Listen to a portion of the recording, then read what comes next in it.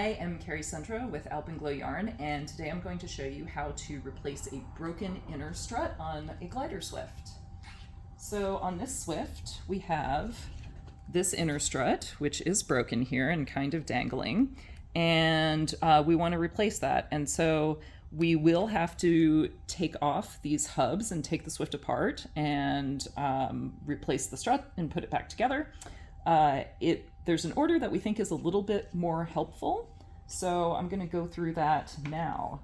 The first thing that we want to do is kind of take off this broken piece, and at the same time what we'll do is we'll attach the new strut here. So we ship you the new strut already pinned together at the middle. We do inner struts in pairs, and we give you a few of these extra strut ties as well as a hex key. What you will need is a little dish or some safe place to put screws temporarily. A Phillips screwdriver, number 1 is fine. Number 2 is also fine. And maybe a pair of scissors if you end up replacing any of the strut ties. Okay, so we will just take it off here. I hold the strut pretty close to the strut tie up here and just pull it off like that at this barbed end. And then we'll just pull it off again there to get that broken inner strut off. I'm keeping hold of these two ends because that just makes it a little bit easier. I now grab the pinned pair together, and when I put it in, I'm going to look at these other struts that are already here. And I notice that the strut that comes from the bottom hub here is on top of the strut that comes from the top hub. So I'm just going to place my strut pair so that that same geometry is there. So this is the strut that I'm going to attach to this top strut tie. And you just put it through. If this strut tie breaks, that's why we send you extra ones. And I put it through here again. And since I never let go of these all maintain their original orientation. This strut tie is in a little U shape. That's how all of them should be going around.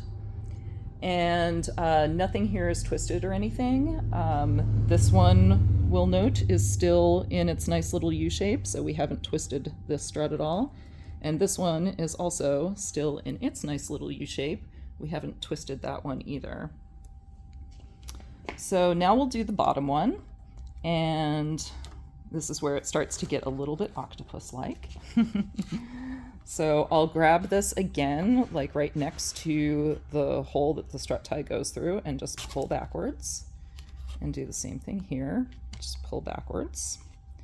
And then I will take the bottom of my strut pair here and pull it through, and then take this one and pull it through again. And again, these guys are in a nice little U there, and the ones at the top still in a nice little U, and over here still in a nice little U. Cool. All right, so now we have a few things flopping around, and that's okay. We will just keep it like that for now. So now we're going to take the swift off of the shaft, and the first thing that we want to do while it's nice and open here a little bit is to loosen this shaft collar. And you do this with the hex key. Just put it in there and unscrew. And it shouldn't be too tight, but the screws shouldn't be too tight, but it will still kind of be stuck a little bit on the collar. The edges of this shaft collar tend to like deform a little bit and grab the shaft really nicely. So you can see it's like still stuck on here. And in order to break that loose, it's helpful to just sort of rotate it kind of a little bit. And so I just kind of go like this and pop it loose like that. And you might have to do 1, 1, 2. And you can see it's not, you know, it takes a little bit of wiggling and stuff, and you can just like let it drop down if you want. Okay, and now we unscrew this top little finial piece. it aside. There's a washer on top here where you can take that off and put it aside. And then I can just lift up here. There's another washer right here, but you can just leave it here and kind of let it all lift off here. And then I'm going to grab the washer and the shaft collar and put them aside. All right. Now for this part, it is very helpful to have a clear table space because it does get a little octopus-like. So the first thing that we're going to do is we're going to take off the bottom hub. So I'm going to flip this whole thing over, and I'm kind of just going to, you know, hold these miscreant struts a little bit out of the way. Flip the whole thing over. And now you can see that we have the screws accessible here. And I'm just going to take the screwdriver. It's a little squeaky, that's fine. Squeak, squeak, squeak. Loosen up these 3 screws.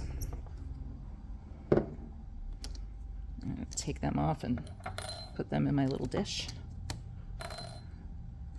And then this piece just lifts off, and this piece drops down. The struts are kind of slotted into it, so you have to drop it down before you can pull it out. Okay, and this is our broken strut, so that's the part that we're going to take off. And this just unscrews. So unscrewing this, trying to get my fingers out of the way so you can see.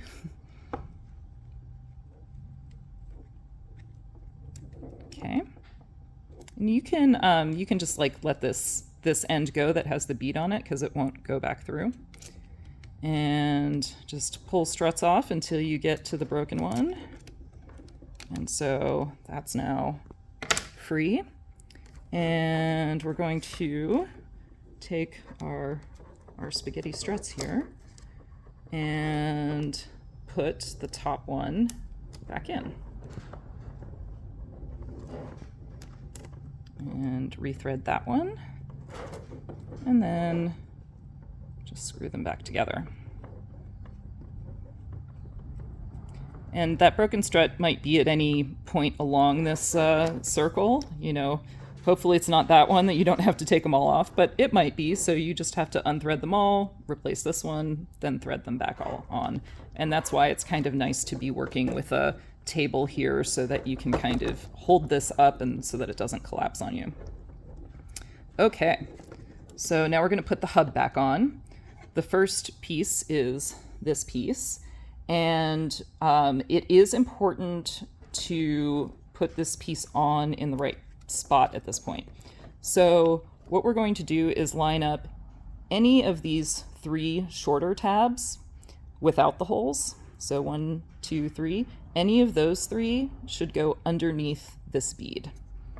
So I'll put it through from the bottom, and I'll just kind of place these struts in the slots there and push up on it until they're all in. And as you can see, the bead is over this short part. And then this one right here has an orientation. You can see that there is one side, one of these little tabs here is shorter than all the rest. So, and it's not any of the ones with the holes in it, it's one of the ones without the holes. But you can see that this one is a little bit shorter than this one and this one.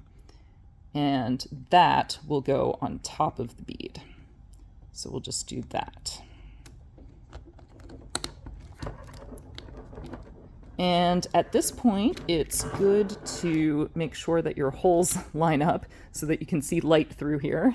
If you cannot see light through there, then that probably means that your bottom one is off. And so, you know, just take this off, redo it, make sure that the short piece is underneath the bead, make sure on this piece that the short piece is on top of the bead, and put it back together and you should be good. And now we will put our screws back in. And we'll screw it back in. It's good to use a manual screwdriver to do this. You don't want to use, definitely don't want to use a drill. And don't use an electric screwdriver either, because they can over torque these screws in the plastic. You will feel, they do hold very well, and you will feel it just stop. And at that point, just, you know, don't screw in anymore. Once it's good and snug, it's good. All right, so that is our bottom hub. That was the easy one. The top hub is a little bit harder because we do this thing where, yeah, let's see if we can get that in there. We hide the screw heads a little bit. So we put the screw heads on the inside. And so while it's in this orientation here on the table, I'm going to unscrew the screws. So you do have to kind of like reach in here between the struts, but you should be able to unscrew the screws. I like to kind of loosen them all first, like that.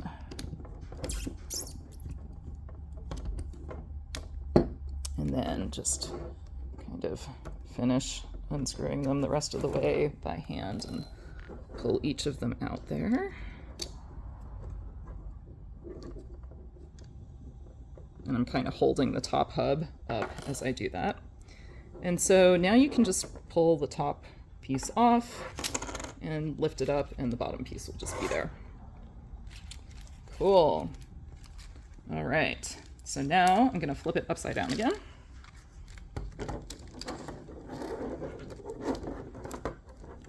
And here we go. So now on this side, our broken piece is like the third one in. So you can just let that go for right now. Unscrewing.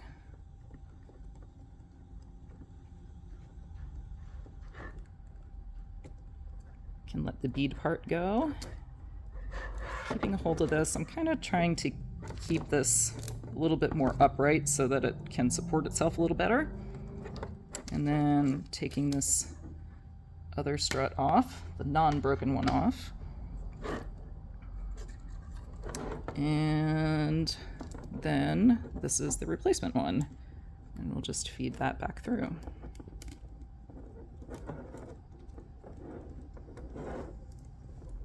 So now we have all 6 struts back on, and we screw this back together.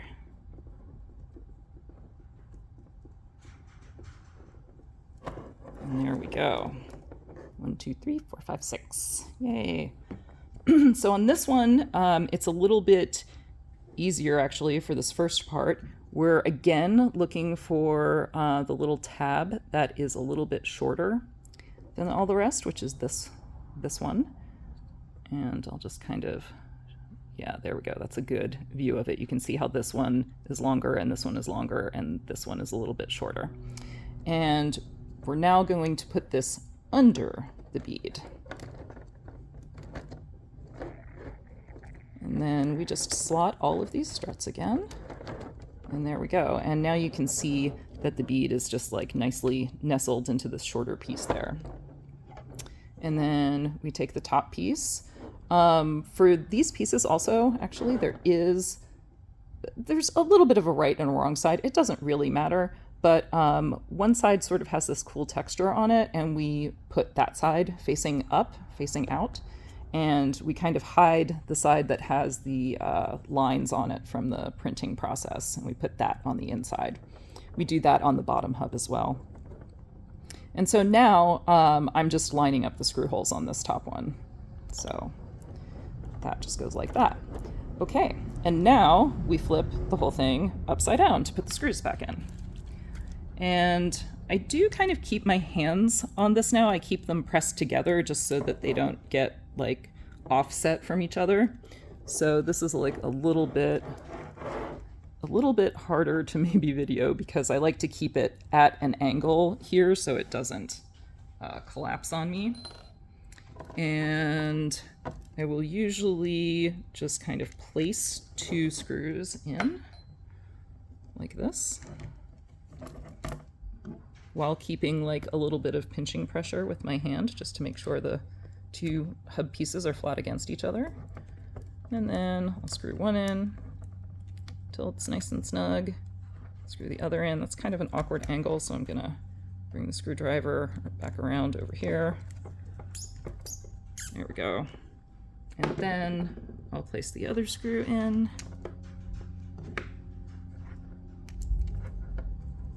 And screw that one in.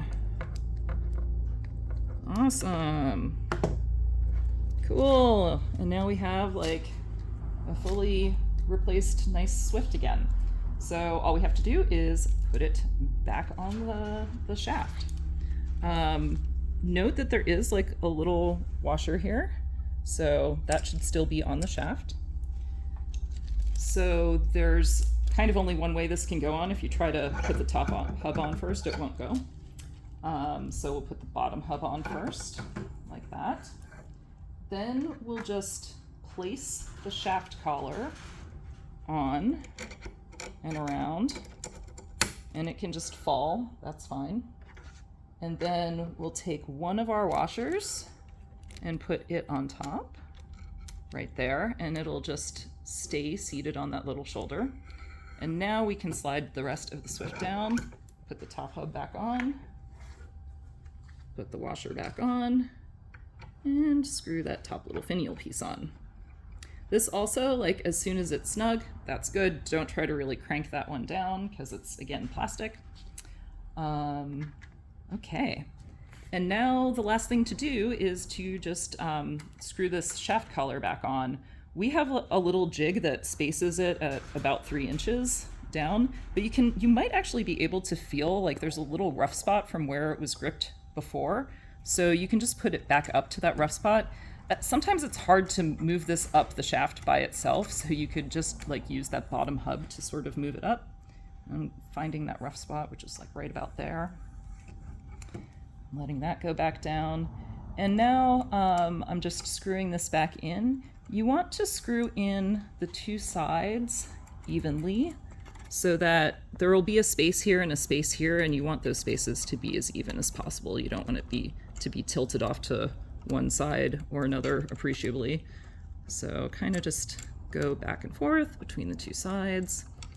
And you'll note I'm using just the short side of the hex key. That's really all you need for this. You don't need it super cranked down like with the long side at all. Just like snug with the short side is plenty of tension. Cool. And there we are. I think that's about it. Now we have Swift. Yay! Cool.